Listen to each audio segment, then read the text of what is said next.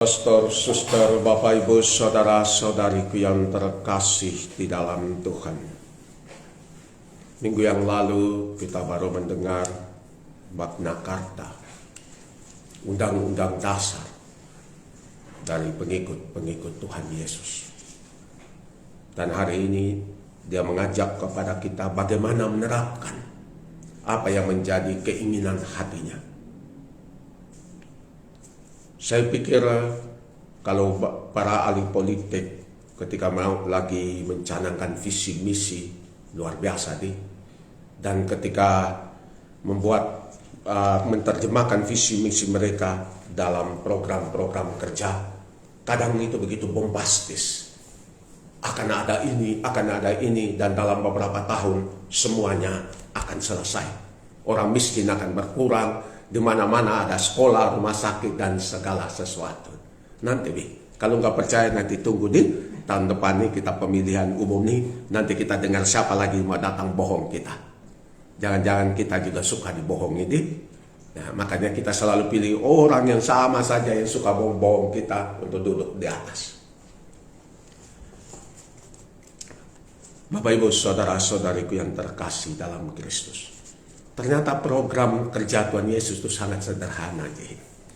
Dia cuma minta kita jadi garam dan terang. Mungkin saking sederhananya kadang kita lupakan. Atau kita tidak ada. Soalnya kalau mau jadi garam, kenapa tidak menjadi bumbu masak yang luar biasa? Garam itu apa sih? Garam itu tambahan di akhir. Orang tidak taruh garam dulu, orang taruh semuanya dulu, baru taruh garam. Dan garam itu ditaruh sedemikian rupa. Dan ketika sudah jadi, orang akan bilang bumbunya semua baik, tapi jarang sekali orang bilang garamnya pas. Jarang sekali. Nanti biasanya kalau sudah apa-apa, kurang asinnya, kurang garamnya, perlu ditambah garam. Tapi kalau garamnya berlebih-lebihan, dia juga dimarahi. Kasihan dia jadi garam. Memangnya itu yang Tuhan mau? Tidak. Di balik gambaran garam itu sebenarnya Tuhan mau bilang kepada kita bahwa tuntutan Tuhan sangat sederhana. Tidak perlu banyak garam sedikit saja sudah cukup. Garam itu dia menyatukan semua bumbu-bumbu yang lain, sehingga bumbu-bumbu itu terasa pas, enak, dan sedap. Garam itu juga dipakai untuk mengawetkan makanan, untuk mengawetkan daging. Sekarang kita punya kulkas, tapi orang di gunung-gunung yang tidak ada listrik, tidak ada kulkas, mereka masih pakai garam. Semakin banyak garam semakin baik, karena garam itu mengawetkan daging supaya tidak berulat dan tidak bau.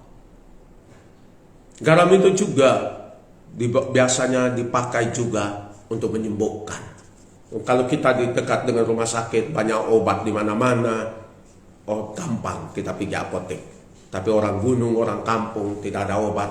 Jalan satu-satunya dia buat kalau tangannya terluka, dia celup kaki tangannya di dalam garam. Pedisnya minta ampun, tetapi menyembuhkan. Jadi dari dulu orang kampung itu tahu. Mungkin perlu mata orang sederhana untuk melihat bahwa apa saja yang kecil apapun pasti berguna. Makanya Tuhan Yesus bilang kepada cerdik pandai dia menyembunyikan semuanya, tetapi kepada yang sederhana dia menyingkapkan rahasia kerajaan surga. Jadi begitulah garam. Makanya garam itu juga biasanya itu untuk menjaga. Jadi garam itu mesti dipakai sebaik-baiknya. Biasanya juga garam itu untuk menghancurkan kebekuan. Jadi pembekuan ikan segala macam. Orang bawa es kalau pergi mancing untuk berhari-hari, kalau pulang mereka harus bawa es balok. Semakin banyak es balok, semakin lama mereka pulang, semakin banyak tangkapan yang bisa didapat. Makanya fungsi garam itu, fungsi es itu supaya mengawetkan ikannya supaya jangan rusak. Tetapi mereka jaga garam itu jangan air laut, jangan sampai kena es. Karena kalau kena es pasti meleleh garamnya. Berarti Garam itu punya kemampuan juga untuk menghancurkan pembekuan. Ketika Tuhan ngomong bahwa kita harus menjadi garam, Tuhan minta kepada kita untuk menjadi orang-orang yang bermain di belakang layar. Lebih banyak di belakang layar. Dan harus juga puas berada di belakang layar. Jangan selalu saling mendepak, saling menendang satu sama lain, sikut menyikut satu sama lain, supaya menjadi orang yang paling duduk di atas panggung dan merasa diri paling hebat kalau berada di atas panggung. Tetapi apalah artis dan aktor kalau tidak ada direkturnya yang bermain di belakang panggung. Kalau tidak ada pemain-pemain lampu dan pengatur musiknya. Tetapi mereka inilah yang sering dilupakan. Garam, makanya Tuhan mengajak kita hari ini menjadi orang-orang yang selalu berusaha menyatukan kata, sikap, tingkah, kehadiran kita harus membuat enak. Harus membuat orang merasa lega, orang merasa nyaman, orang merasa tenang, orang merasa damai. Ada orang dia hadir. Syukur kepada Allah dia hadir. Karena dia hadir, saya tenang, saya damai, saya tidak perlu takut apapun juga. Karena dia pasti akan membuat semuanya menjadi enak, menjadi nyaman, dan menjadi menyenangkan. Itulah menjadi orang Kristen yang hari ini Tuhan datang.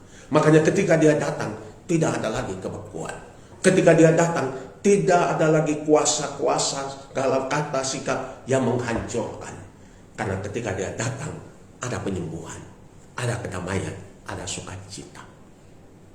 Hal yang sama juga tuh penekanan Tuhan di dalam bacaan Injil hari ini ketika dia berbicara tentang menjadi cahaya. Kadang kita suka cahaya besar.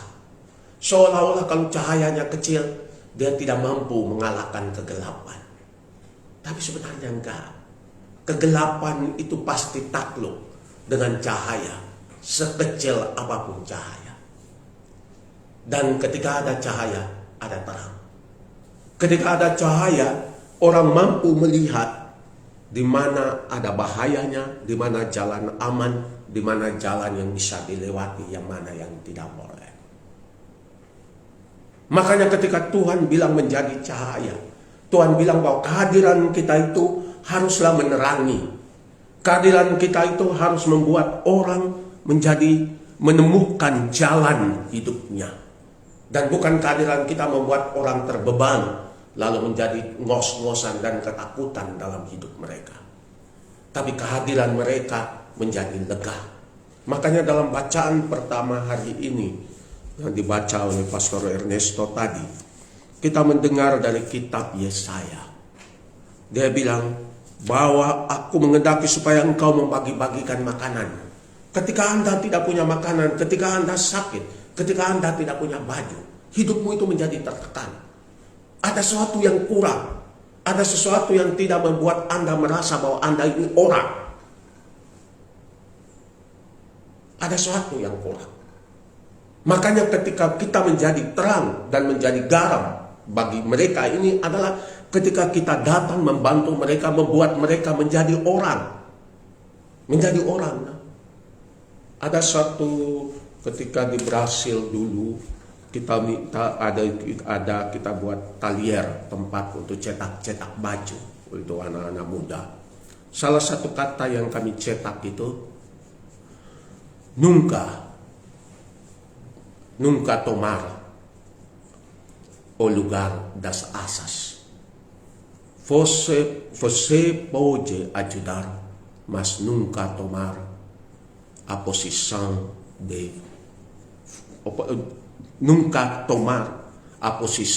de voar. Kamu boleh membantu, tetapi jangan sampai bantuanmu membuat orang tidak bisa terbang. Tugasmu membantu adalah menguatkan sayapnya supaya dia bisa terbang sendiri. Dan itulah yang Yesus mau. Ketika kehadiran kita itu memampukan orang untuk menjadi orang, merasa diri berharga dan bisa tegak berdiri di hadapan semua orang. Itulah yang ketika tarekat kami CCM memasuki daerah di mana daerah misi. Biasanya mereka mendapatkan tugas di kota-kota. Tetapi selalu dari kota, mata mereka selalu melihat ke pegunungan. Kepada orang-orang yang jauh di pegunungan. Dan biasanya ketika mereka tiba di pegunungan, hal pertama yang mereka buat adalah pembentukan karakter orang hidup beragama.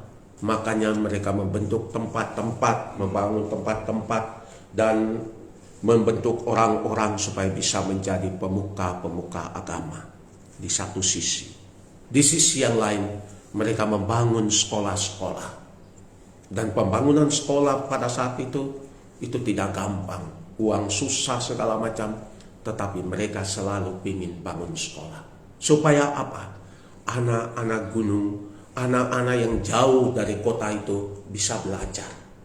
Sehingga ketika mereka datang ke kota, mereka juga ada sesuatu. Sehingga persaingan menjadi persaingan yang sehat. Karena kita sama-sama tahu. Kalau tidak, mereka yang dari kampung datang ke kota, mereka ini orang-orang bodoh yang tidak tahu apa-apa. Itulah cara para misionaris bule, orang Belanda, orang Belgia dulu, ketika datang ke Sulawesi ini, kenapa mereka membangun sekolah-sekolah? Supaya orang gunung bisa belajar. Supaya orang-orang gunung itu bisa berdiri tegak di hadapan siapapun juga. Tidak perlu malu. Supaya dengan modal pendidikan mereka itu, mereka bisa bersaing di dunia manapun juga. Karena mereka belajar. Dan saya kira itu yang harus kita buat. Makanya pendidikan itu tidak membuat supaya mereka bergantung pada misionaris. Tidak. Supaya mereka berterbang lebih tinggi dan lebih tinggi lagi. Dan kebanggaan misionaris-misionaris adalah ketika melihat bagaimana gereja lokal menjadi gereja yang semakin berwajah lokal dan lokal dan lokal. Dengan imam-imamnya, dengan uskupnya, dengan sekolah-sekolah yang semakin mumpuni dan semakin mumpuni. Bapak Ibu saudara-saudariku yang terkasih di dalam Tuhan. Bacaan hari ini mengajak kita untuk tidak mengajak kita untuk menjadi cahaya, menjadi garam. Jangan kita pikir yang terlalu besar-besar dan terlalu hebat. Tetapi mulai dengan kata, sikap kita, tingkah kita. Semoga tingkah, kata, sikap kita selama minggu ini sungguh-sungguh membawa ketenangan, sungguh-sungguh menjadi terang, sungguh-sungguh membawa kedamaian, sungguh-sungguh membuat hati yang beku meleleh kembali, sungguh-sungguh membawakan kedamaian, sukacita bagi siapapun yang kita jumpai di jalan hidup kita selama minggu ini. Kita berdoa, memohon semoga Tuhan menyertai kita di dalam tugas perutusan kita menjadi cahaya dan menjadi garam. Apapun yang kita buat di ujung pulau ini dan di sudut ini, pasti akan menerangi. Menarik sekali kalau nonton American Got Talent. Setiap kali kalau ada lagu-lagu yang bagus, mereka juga mengiringi lagu-lagu itu dengan lampu-lampu mereka, senter mereka dari yang keluar dari HP mereka. Dari HP yang kecil-kecil itu, beribuan lampu-lampu yang kecil yang keluar dari HP mereka itu mampu menerangi kegelapan seluruh ruangan yang begitu besar. Jangan minder menjadi lilin yang kecil. Jangan minder menjadi garam.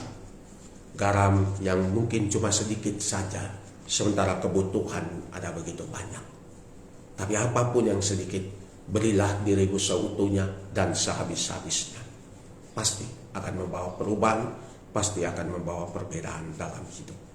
Tuhan memberkati kita semua.